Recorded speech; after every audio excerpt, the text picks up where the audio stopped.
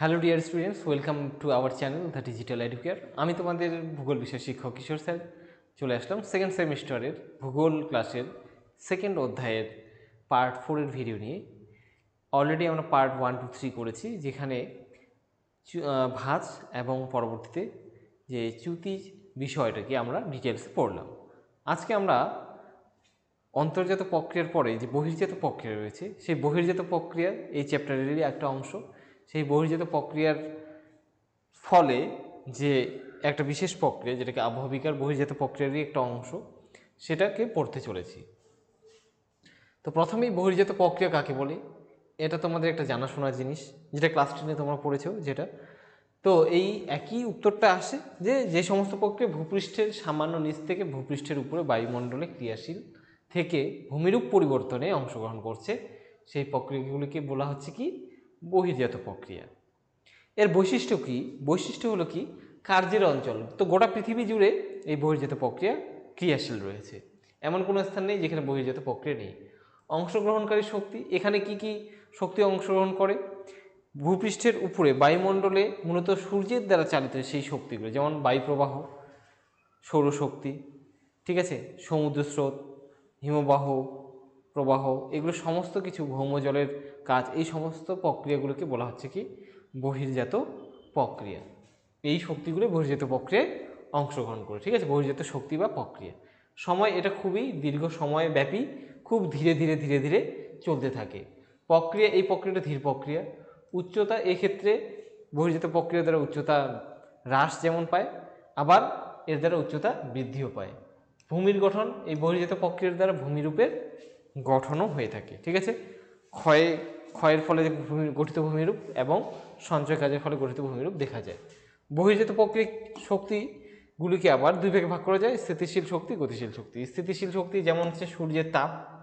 গতিশীল শক্তি যেরকম বায়ুপ্রবাহ, নদী, হিমবাহ প্রবাহ, সমুদ্র তরঙ্গ, এগুলো গতিশীল শক্তি। প্রক্রিয়াগুলোকে কে নিয়ন্ত্রণ করে? এই বহির্জাত প্রক্রিয়াগুলোকে নিয়ন্ত্রণ করে জলবায়ু। বিশ্বের বিভিন্ন জলবায়ু, যেমন জলবায়ুর মধ্যে ডিফারেন্স, সেরকম জলবায়ু অনুসারে বহির্জাত প্রক্রিয়ার মধ্যেও ডিফারেন্স দেখা যায়। আর কি ভূমির ঢাল, যে অঞ্চলে বহির্জাত প্রক্রিয়াটা যেখানে ঘটছে সেখানে ভূমির ঢাল কীরূপ, এরাও বহির্জাত প্রক্রিয়াকে কন্ট্রোল করে। আর কি করে? শিলার প্রকৃতি, শিলার প্রকৃতিতে কী ধরনের শিলা দ্বারা গঠিত, এটাও বহির্জাত প্রক্রিয়ার যে পদ্ধতি সেটাকে প্রভাবিত করে, ঠিক আছে।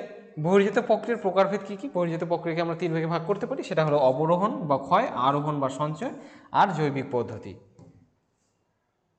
তো অবরোহণ, আরোহণ, পর্যায়ন, এগুলো জানা জিনিস, এই জিনিসগুলো পড়তে হবে। আবার এগুলো 2 নম্বরের প্রশ্ন আসতেই পারে।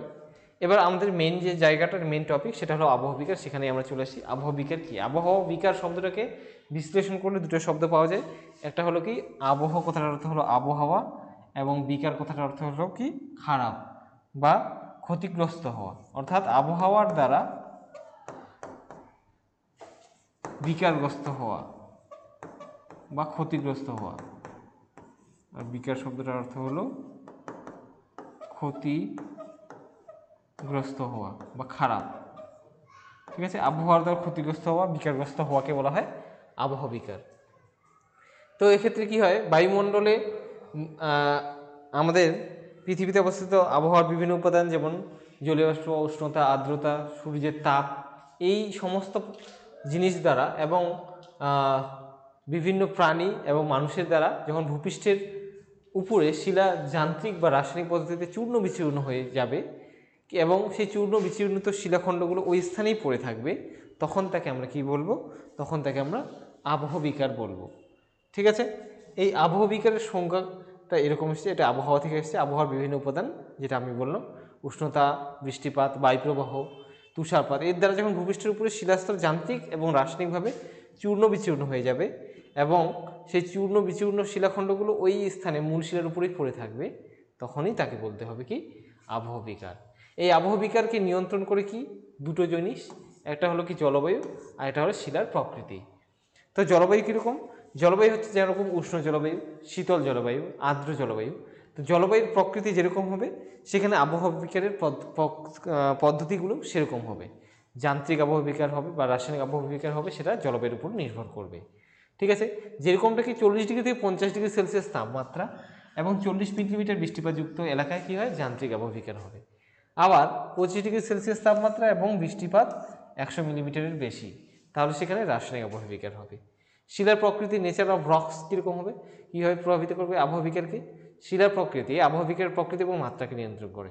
আগ্নেয় শিলায় যে ধরনের আবহবিকার ঘটে, পারলিক রূপান্তরিত শিলায় সেই ধরনের আবহবিকার আবার ঘটে না। তাছাড়া একই শিলায় বিভিন্ন খনিজ শ্রেণীর গঠনকারী খনিজের কাঠিন্যের পার্থক্য, গঠনের বিভিন্নতা, এগুলোর কারণে আবহবিকারের কি হয়, ডিফারেন্স হয়ে থাকে। আবহবিকারের শ্রেণী বিভাগ, আবহবিকারকে আমরা 3 ভাগে ভাগ করতে পারি। একটা হলো যান্ত্রিক আবহবিকার, একটা রাসায়নিক আবহবিকার, আর একটা জৈবিক আবহবিকার। তো যান্ত্রিক আবহবিকার নামটাতেই বোঝাচ্ছে মেকানিক্যাল আর ফিজিক্যাল ওয়েদারিং। এটা কি ডেফিনেশন যদি দেই তাহলে এটা এরকম আসবে সংজ্ঞাটা, যে পৃথিবীর মরু এবং মরুপ্রায় অঞ্চলে বা যেখানে জলবায়ু অত্যন্ত শীতল, যেখানে তুষারপাত হয়, সেই জলবায়ু অঞ্চলগুলিতে উষ্ণতা এবং আর্দ্রতার বৈচিত্র্য, শিলাস্তরের চাপের জন্য হ্রাস বৃদ্ধি, তুষার এবং লবণের কেলাস গঠনের জন্য, জৈবিক কার্যাবলীর জন্য যখন শিলাস্তর চূর্ণ বিচূর্ণ হয়ে যায় তখন তাকে বলা হয় যান্ত্রিক আবহবিকার। ঠিক আছে, এক্ষেত্রে শিলার যে মূল শিলার যে উপাদান খনিজ, তার কিন্তু কোনো পরিবর্তন হয় না, শুধু শিলাগুলো খণ্ড খণ্ড হয়ে ওখানে চূর্ণ বিচূর্ণ হয়ে পড়ে থাকে। এজন্য এর ভৌত পরিবর্তন হয়, কিন্তু কোনো ধরনের রাসায়নিক মূল শিলার থেকে যে নতুন ধরনের কোনো উপাদান তৈরি হবে সেটা হয় না, এটা শুধুমাত্র শিলার ভৌত পরিবর্তন হয়ে থাকে। ঠিক আছে, পৃথিবীর মুখ্য যে যান্ত্রিক আবহবিকার প্রবণ অঞ্চলগুলি হলো, যেখানে গেলে আমরা যান্ত্রিক আবহবিকার দেখতে পাবো। তো পৃথিবীর সমস্ত উষ্ণ এবং শীতল মরুভূমি এবং শীতল জলবায়ু অঞ্চলগুলিতে, যেখানে প্রচণ্ড এক্সট্রিম ঠান্ডা, সেই জায়গাগুলিতে এই যান্ত্রিক আবহবিকার আমরা দেখতে পাই। এর মধ্যে কি কি পড়বে? মরুভূমিগুলোর নাম তোমরা দেখতে পাচ্ছ, সাহারা, কালাহারি, আটাকামা, তাকলামাকান, থর, গোবি, এগুলো মরুভূমি। আর অস্ট্রেলিয়াতেও এই যান্ত্রিক আবহবিকার ঘটে থাকে। যান্ত্রিক আবহবিকারের পদ্ধতি, ফিজিক্যাল ওয়েদারিংয়ের যদি আমরা পরবর্তী দেখি পদ্ধতিগুলো, সেগুলো হলো কি, যে ভূবিজ্ঞানী পেরি রাইস এবং ডেভিড ওয়েলিয়ার একটা ছকের মাধ্যমে এটা দেখিয়েছেন, যেগুলো পরবর্তীতে আমি পয়েন্ট আকারে দেখেছি, যে যার মাধ্যমে আবহবিকারগুলো ঘটে থাকে সেটা হলো ইনসোলেশন বা তাপের কারণে, সূর্যের আগত সৌরবিকিরণের তাপের কারণে আবহবিকার হয়ে থাকে। এই সৌরবিকিরণের কারণে যে যে পদ্ধতিতে আবহবিকারগুলো ঘটে বা যান্ত্রিক আবহবিকারের যে পদ্ধতিগুলো সৌরবিকিরণের দ্বারা প্রভাবিত হয়, সেগুলি কি কি? সেগুলি 1 নম্বর হলো কি, গণ্ডশিলার বিদারণ, যেটাকে বলা হয় বোল্ডার ক্লেভিং। এটা কি? এটা হলো যখন কোনো এক ধরনের শিলাস্তরের মধ্যে একটা ভিন্ন প্রকৃতির শিলাখণ্ড সেখানে আটকা পড়ে আছে, এরকম করে আলাদা আলাদা শিলাখণ্ড এখানে আটকা পড়ে আছে। এটা একটা শিলা, কিন্তু তার ভিতরে আরও আলাদা আলাদা শিলা আটকা পড়ে যাচ্ছে। কোন শিলার ক্ষেত্রে এরকম দেখা যায়? কংগ্লোমারেট নামে এক ধরনের শিলা হয়, যার ক্ষেত্রে এই ধরনের শিলাখণ্ড দেখা যায় আলাদা আলাদা। সেই শিলাখণ্ডগুলোর যে বাইরের অংশটা যেটা বেরিয়ে আছে, সেই অংশটাতে কি হয়, এই যে তাপের প্রভাবটা পড়ে, সূর্যের তাপের প্রভাবে শিলার যে অংশটা, এই যে গোলাপি রংটার বাইরে যে সবুজ রংটা দেখতে পাচ্ছ যেটা বাইরে আছে, সেই জায়গাটাকে সূর্যের আলো হিট করে। ঠিক আছে, তার প্রভাবে সেই জায়গাতে আবহবিকার ঘটে এবং তার কারণে কি হয়, শিলাস্তরের নিচের অংশটাতে কোনো পরিবর্তন হয় না, কিন্তু যে অংশটা মাটির উপরে আছে, যেখানে সূর্যের তাপ পাচ্ছে, সেখানে অংশটাতে আবহবিকার ঘটে চূর্ণ বিচূর্ণ হয়ে যায়। এটাকে বলা হয় কি, গণ্ডশিলা বিদারণ। প্রস্তরচায়ের বিচ্ছিন্নকরণ, ব্লক ডিসইন্টিগ্রেশন। এটা কি? উষ্ণ শুষ্ক অঞ্চলের দৈনিক উষ্ণতার প্রসর, দিনের বেলা এবং রাতের বেলা উষ্ণতার ডিফারেন্স, এবং ঋতুগত যে উষ্ণতার ডিফারেন্স, সেই উষ্ণতার ডিফারেন্সের কারণে, দিন এবং রাতের উষ্ণতার এত পার্থক্যের কারণে দিনের বেলা প্রচণ্ড উষ্ণতার কারণে প্রসারিত হচ্ছে, রাতের বেলা অত্যাধিক শীতলতার কারণে সংকুচিত হচ্ছে। এই যে ক্রমাগত প্রসারণ সংকোচনের কারণে একসময় শিলাস্তর এর মধ্যে অনেক ক্র্যাকস তৈরি হয় এবং ক্র্যাকগুলো ধীরে ধীরে এত বড় হয়ে যায় যে শিলাগুলো সেখান থেকে ফেটে যায়, ফেটে গিয়ে বিচ্ছিন্ন হয়ে থাকে। এটাকে বলা হয় কি, প্রস্তরচায়ের বিচ্ছিন্নকরণ বা ব্লক ডিসইন্টিগ্রেশন। ছবিগুলো পাশেই ছিল। এবার স্বল্পমোচন, ছবি দেখো। স্বল্পমোচন মানে খোসার আকারে খুলে যাবে। স্বল্প কথাটার অর্থই হলো খোসা। তো তো যখন অত্যাধিক উষ্ণতার কারণে এক জাতীয় শিলায় গঠিত কোনো ভূমিরূপের উপর থেকে পাতলা পেঁয়াজের খোসার মতো লেয়ার খুলে খুলে আসবে, তখন তাকে বলা হবে কি স্বল্পমোচন। ঠিক আছে, এই যে দেখতে পাচ্ছ এই যে শিলাটা একই জাতীয় শিলায় গঠিত, এটা উপর থেকে বারবার বারবার এভাবে কিন্তু পেঁয়াজের খোসার মতো করে লেয়ার এভাবে খুলে খুলে আসছে এবং ফেটে গিয়ে দেখো টুকরো টুকরো হয়ে তার উপরেই পড়েছে। যখন অন্য কোনো বহির্জাত প্রক্রিয়া এখানে কাজ করবে তখন এগুলোকে ধুয়ে সাফ করে দেবে। ঠিক আছে, এটা হয়ে গেল স্বল্পমোচন। কী কারণে হয়? তাহলে এটা হচ্ছে দিনের বেলা অত্যাধিক তাপ গ্রহণের ফলে শিলার প্রসারণ এবং রাতের বেলা তাপ বর্জনের ফলে সংকোচনের ফলে এই শিলার উপরের যে লেয়ারটা, যতটুকু লেয়ার গরম হয় তাপ গ্রহণ করে প্রসারিত হচ্ছে, ওই লেয়ারটুকু এরকম করে খোসা আকারে উঠে আসে। তারপর যান্ত্রিক অবভিকারের পরের পদ্ধতিটা কি? ক্ষুদ্রকণা বিসরণ। এই ক্ষুদ্রকণা বিসরণ কীভাবে হয়? যখন শিলার মধ্যে ভিন্ন প্রকৃতির খনিজ দ্বারা গঠিত হবে একটা শিলা, তো আলাদা আলাদা খনিজ গঠিত হওয়ার জন্য সেই শিলার খনিজগুলো তাপ গ্রহণ ক্ষমতাও আলাদা আলাদা হয় এবং তাদের প্রসারণ যে ক্ষমতা, তাদের প্রসারণশীলতাও আলাদা আলাদা হয়। এবার আলাদা আলাদা খনিজগুলো আলাদা আলাদাভাবে যদি প্রসারিত হয় তাহলে একটা সময় হবে কি, তাদের মধ্যে প্রসারণজনিত অসামঞ্জস্যতার কারণে তারা আলাদা আলাদাভাবে প্রসারিত হওয়ার কারণে তাদের মধ্যে একটা প্রেশার বা চাপের সৃষ্টি হবে এবং সেই চাপে শিলাগুলোর যে খনিজগুলো আছে সেগুলো পরস্পর থেকে বিচ্ছিন্ন হয়ে যাবে এবং সশব্দে সেটা ফেটে খুলে আসবে সেখান থেকে। তো সেই যে পদ্ধতিটা, এই পদ্ধতিটাই হলো কি গ্র্যানুলার ডিসইন্টিগ্রেশন বা ক্ষুদ্রকণা বিস্ফোরণ। ক্ষুদ্র ক্ষুদ্র কোণায় বিস্ফোরিত হয়ে যায়। বিস্ফোরণ শব্দটার সঙ্গে আমি বলেছি বিস্ফোরণ শব্দটা মনে রাখো, তাহলে তোমাদের এই জিনিসটা মনে থাকবে যে আলাদা আলাদা খনিজে গঠিত কোণা থাকবে এবং সেই খনিজগুলো আলাদা আলাদাভাবে প্রসারিত হওয়ার সময় এক সময় প্রচণ্ড উষ্ণতার কারণে প্রসারিত হয়ে সশব্দে ফেটে গিয়ে বিচ্ছিন্ন হয়ে থাকবে। এটাকে বলা হবে কি ক্ষুদ্রকণা বিস্ফোরণ।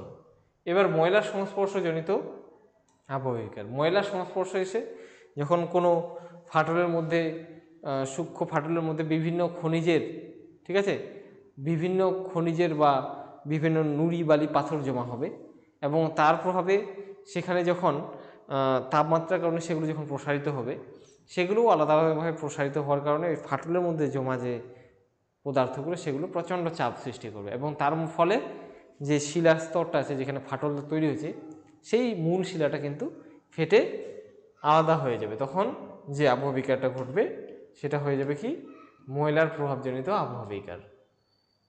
ঠিক আছে, আরেকটা রয়েছে কি খণ্ডীকরণ।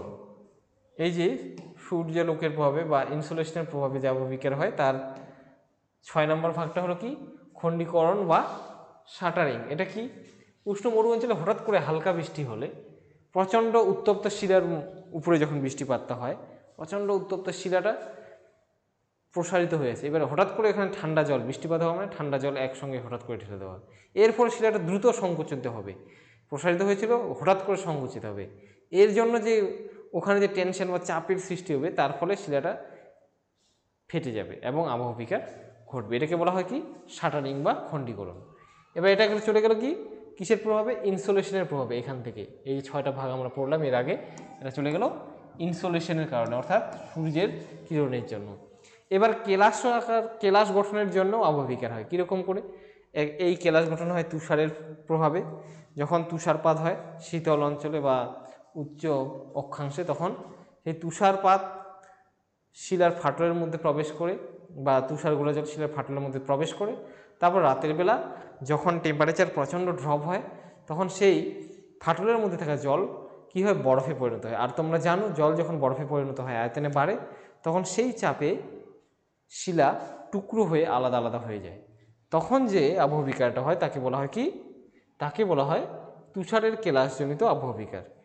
এইভাবেই একই রকমভাবে যখন এই কোণযুক্ত ফাটলের মধ্যে যখন হিমবাহ গোলা জল প্রবেশ করে এবং সেগুলো যখন এই যে যেমন কোনো ছবিটা দেখছো এই যে বরফ পড়ছে চারিদিকে, তো এখানেও যখন বরফ পড়ে তখন এই ফাটলের মধ্যে বরফগুলো প্রবেশ করে বা জল প্রবেশ করে ক্রমাগত ওখানে জমা হতে হতে সেখানে প্রচণ্ড চাপের সৃষ্টি হয়। এই জল বরফগুলো জল জমে এখানে থাকে এবং রাত্রিবেলা যখন জমে যায় তখন প্রচণ্ড চাপ সৃষ্টি করে, সেই চাপে এই শিলাটা এরকম করে ফেটে গিয়ে আলাদা আলাদা হয়ে থাকে। যেটাকে বলা হচ্ছে কি? যেটাকে বলা হচ্ছে কেলাসজনিত কারণে আবহবিকার। ঠিক আছে। এছাড়াও দেখো খণ্ডবিসরণ এবং সুঝিম দুটো প্রক্রিয়া আছে, যেটা তুষার কেলাসেরই একটা পার্ট। সেগুলো কি, যখন শীতল জলবায়ু অঞ্চলে বা উচ্চ অক্ষাংশে পার্বত্য প্রদেশে দিনের বেলা তুষারগুলো বরফগুলো জল প্রবেশ করে এবং রাতের বেলা সেই জলটা জমে যায়, তখন তৈরি হয় কি খণ্ডবিসরণ। হ্যাঁ, আর সুঝিম প্রক্রিয়া কি, সূচিহিম প্রক্রিয়া। সূচিহিম প্রক্রিয়া হলো যখন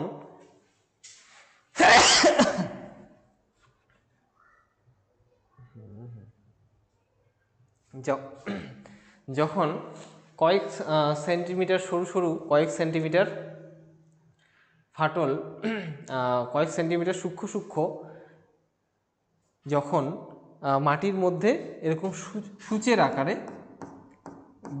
গলিত জলের প্রবেশ ঘটে, তখন সেগুলো কি হয়, একসময় ঠান্ডার কারণে জমে যায় এবং সেই গলিত জলটা, যেটা জল হিসাবে জল আকারে ছিল, সেটা যখন জমে যায় তখন প্রসারিত হয়ে মাটির উপরের লেয়ারটাকেই আলগা করে দেয় এবং আবহবিকার পদ্ধতিটাকে আবার ত্বরান্বিত করে। এটাকে বলা হচ্ছে কি সুঝিম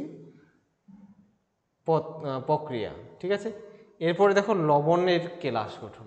লবণের দ্বারা এই কেলাস গঠিত হয়। কীভাবে হয়, অধিক উষ্ণতার কারণে শুষ্ক অঞ্চলগুলিতে অধিক উষ্ণতার কারণে মৃত্তিকার অভ্যন্তরে প্রবেশ করা গলিত লবণ ক্ষুদ্র ক্ষুদ্র লবণ কেলাসে পরিণত হয়। একটা সময় যে লবণ কণাগুলো মৃত্তিকার ভিতরে ছিল, সেগুলো জমে গিয়ে ক্ষুদ্র ক্ষুদ্র লবণের কেলাসে পরিণত হয়, যেগুলো ক্রমাগত শিলার মধ্যে চাপ বাড়াতে থাকে। এর ফলে একসময় শিলাস্তর কি হয়, শিলাস্তর ভিতর থেকে আলাদা হয়ে যায়, বিচ্ছিন্ন হয়ে যায়।